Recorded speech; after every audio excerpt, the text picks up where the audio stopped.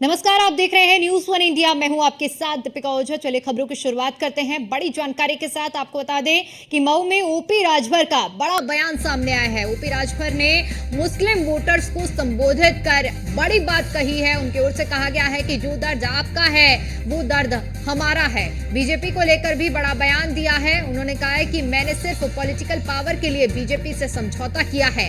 हम कमल के निशान पर नहीं बल्कि छड़ी के निशान पर लड़ रहे हैं। ये बात ओपी राजभर की ओर से कही गई है। तो बड़ी जानकारी आपके साथ साझा कर रहे हैं, जहां एक तरफ ओपी राजभर इस वक्त भारतीय जनता पार्टी के साथ गठबंधन में है, उनकी पार्टी गठबंधन में है और ऐसे में उनकी ओर से ये बड़ा बयान दिया गया है। मैं आपको बता दूं, मुझे वो दिन याद आता है जब मेरी माँ की बेदबानी पड़ी हुई थी, मैं रो रहा था और पहला फोन आया देश के प्रधानमंत्री माननीय नरेंद्र मोदी जी का पहला फोन आया और उन्हें सांत्वना दिया कि ओम प्रकाश राजभर, मेरी भी माँ दुनिया में नहीं है, तेरी भी माँ चली गई। ईश्वर को अपने जगह स्थान दे और आप सेनापति हो, सेनापति धैर्य रखो। देखो, हजारों माँ डेढ़ी माँ नहीं है देश में, लेकिन साथियों मैं आपसे इतना कहूंगा, जो दर्द आपका है, जो दर्द आपका है वही दर्द हमारा। हम भी बहुत गरीब परिवार से उठे। आप सोचते होंगे कि हम मंत्री हो गए हैं तो बहुत बड़े मंत्री नहीं है। हाँ ठीक है, बाबा साहब डॉक्टर। वहीं इसी पर ज्यादा जानकारी के साथ हमारे साथ अरुण राजभर जुड़ चुके हैं, जो कि सुभाषपा से अध्यक्ष हैं। अरुण जी, जिस तरह से ये बयान दिया गया है ओपी राजभर की ओर से, उन्होंने कहा है कि मैंने सिर्फ पॉलिटिकल पावर के लिए बीजेपी से समझौता किया है। इस बयान के क्या कुछ मायने निकाले जाएं? देखिए कि बाबा साहब अम्बेडकर ने कहा है कि समाज को सुरक्षा और समाज की हिस्सेदारी भागीदारी लेने के लिए समाज को अपनी ताकत बनानी पड़ती है। और जिस तरीके से हम एनडीए के साथ शामिल हुए हैं, एनडीए के साथ खड़े हैं, हमारा चुनाव निशान छड़ी है। हमारे प्रत्याशी डॉक्टर अरविंद राजभर धोती से लड़ रहे हैं और ये जब चुनाव जीत करके जाएंगे तो चाहे अल्पसंख्यक हो, चाहे पिछड़े हो, चाहे हर वर्गों के हकों की रक्षा हमारे ये प्रत्याशी दिल्ली की पंचायत में करेंगे। इसीलिए पॉलिटिकल पावर, आज समाज की सुरक्षा तभी होगी जब आपकी वकालत करने वाला दिल्ली की पंचायत में व्यक्ति होगा। तो यही चीज माननीय ओम प्रकाश राजभर जी कह रहे हैं। तो जो विपक्ष लोग हैं, ये हताश होकर के, बौखला करके, उनको ये नकारात्मक चीजें इसमें दिखाई दे रही है। वो सकारात्मक बात कर रहे हैं कि जो अल्पसंख्यक कल्याण विभाग हमारे साथ है, आजादी के से पहले 18% नौकरियों में हिस्सेदारी था, लेकिन आज 1% नहीं बचा है। हमारे पास अल्पसंख्यक कल्याण है। हम अल्पसंख्यकों के कल्याण के लिए हम उनको विकास में 1 नंबर करना चाहते हैं। हम ग्राम प्रधानों को 1 नंबर करना चाहते हैं। हम ब्लॉक प्रमुखों को विकास के नाम पर 1 नंबर करना चाहते हैं। हम क्षेत्र के 1 नंबर विकास के रास्ते पर ले जाना चाहते हैं। तो जिन लोगों ने विकास का रास्ता नहीं चुना था, जिन लोगों ने सिर्फ वोट की रास्ता को चुना था, उन लोगों को जनता नकार रही है। अब वो एनडीए गठबंधन को और मोदी जी के विकास की गारंटी को वो पसंद कर रहे हैं।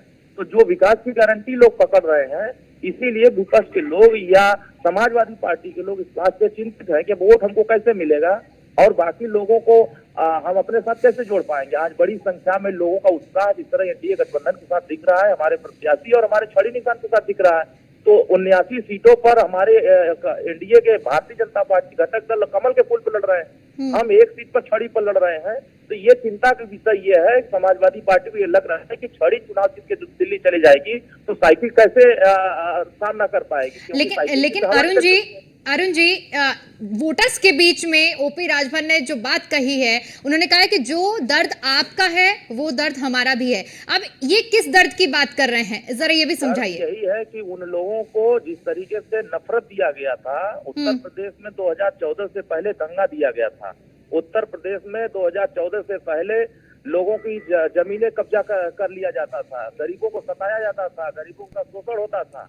लेकिन 2014 ठीक है अरुण जी, एक बार फिर से आपका रुख करूंगी। हमारे साथ फखरुल हसन जी जुड़े हुए हैं, सपा प्रवक्ता हैं।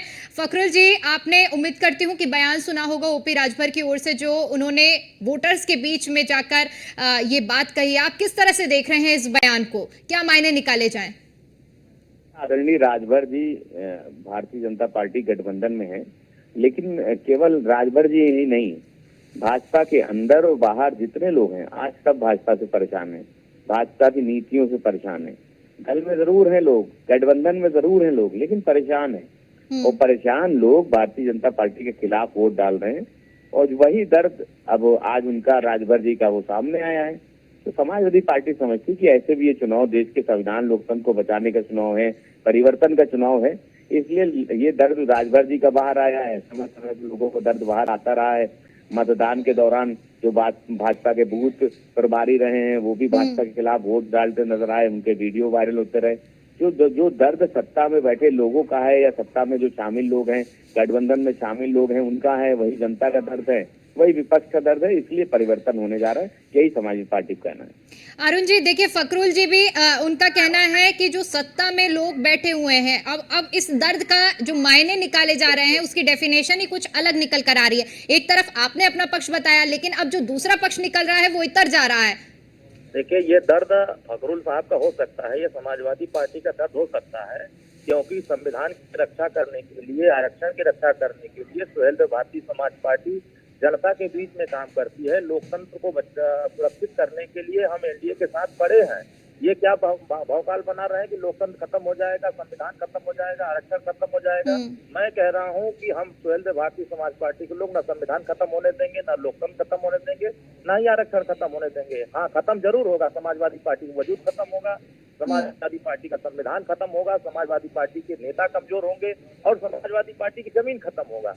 इस बात की चिंता विपक्ष को है कि जिसे वो गठबंधन करके 2017 में लड़े थे, दो लड़कों की जोड़ी आई थी, एक फिल्म बनाने आए थे, फिल्म फ्लॉप हो गई, फिर आग है फिल्म बनाने के लिए 2024 में, ये तो सुपर फ्लॉप होगी। इसीलिए जनता दो लड़कों को पसंद नहीं कर रही है, जनता विकास की गारंटी को पसंद कर रही है। आज हम उत्तर प्रदेश में 80 की 80 लोकसभा में आप 2017 के बाद से बताइए। ठीक है अरुण जी देखिए, लेकिन यहाँ पर बड़ा सवाल तो ये भी खड़ा होता है ना कि आखिर जो ये बयानबाजी की गई है, ठीक है अरुण जी मेरा सवाल सुन लीजिए, कि छड़ी को अस्तित्व में लाने की, जब आप गठबंधन में चुनाव लड़ रहे हैं तो उसमें बार बार छड़ी को आप आगे ला रहे हैं और ऐसे में आपको बार बार सफाई देने की जरूरत पड़ रही है, तो ये सिचुएशन ही क्यों आ रही है कि आपको सफाई देनी पड़ रही है? अरे भाई, हम गठबंधन के साथी हैं, अपने सिंबल से चुनाव लड़ रहे हैं, हम छड़ी के सिंबल से चुनाव लड़ रहे हैं, तो हम जनता को क्या बताएंगे कि हम जाके बता देंगे कि सुहेलदेव भारतीय समाज पार्टी छड़ी से नहीं लड़ रही है?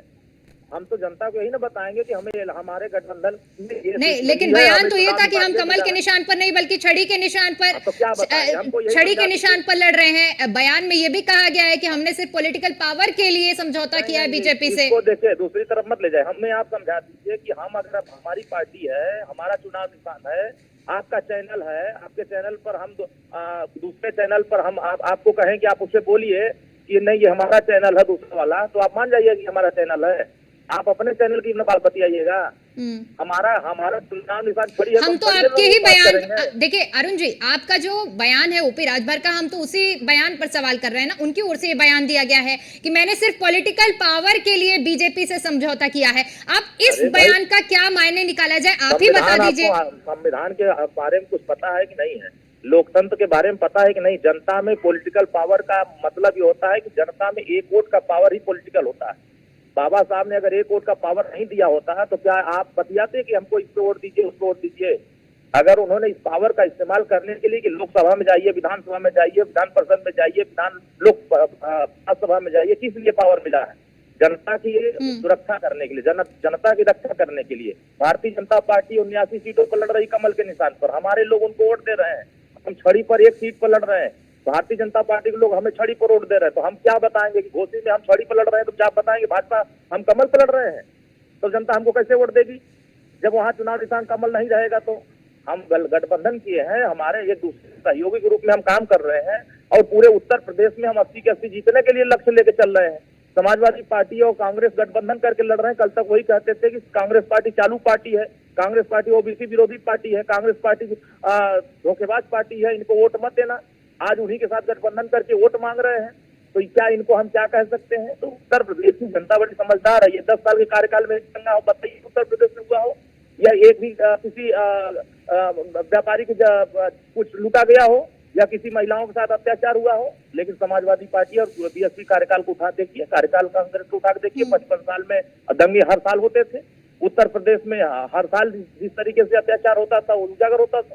लेकिन आज 7 साल कार्यकाल योगी जी का हुआ है, जनता सुरक्षित महसूस कर रही है। कानून ठीक का है राज अरुण जी, स्थापित हो क्योंकि रहा है। देखिए ये जो लोगों को बयान दिया गया है पहचान उसी के मायने समझने के लिए आपको इस चर्चा में जोड़ा गया है। बहुत बहुत शुक्रिया अरुण जी आपका हमारे साथ जुड़ने के लिए, और फखरुल हसन जी आपका भी बहुत बहुत शुक्रिया हमारे साथ जुड़ने के लिए और जानकारी के लिए।